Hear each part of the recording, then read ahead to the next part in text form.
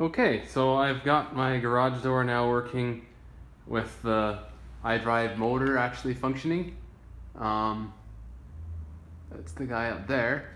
So that little lock arm at the bottom there is supposed to actually contact the top of the door, and you can see it's probably 26 inches away from it because that's how much I raised the whole thing up. So the door is technically not locking that way. That's why I do have a manual lock, but it'd be nice to have that work. But to get the motor to actually work without a wall station was interesting. I bought this cheap aftermarket fob here for $20 on Amazon, and I programmed it to it with the little learn button at the top here of the motor.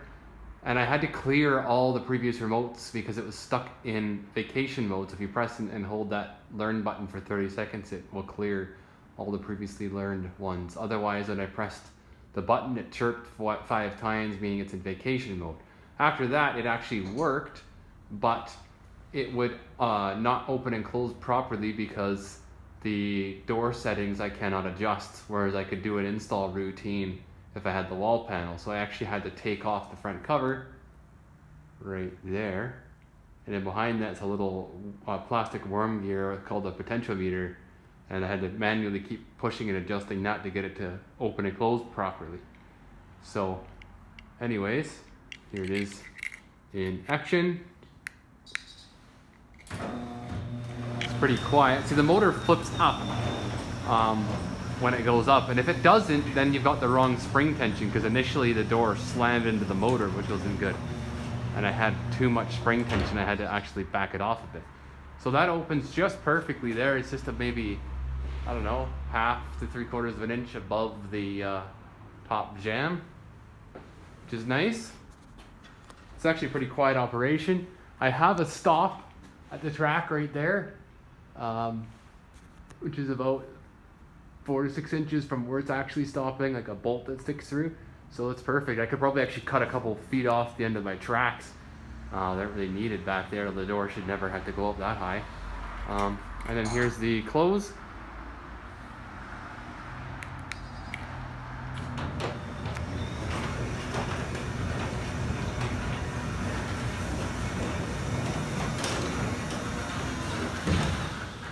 See, it swings down like that when it's shut.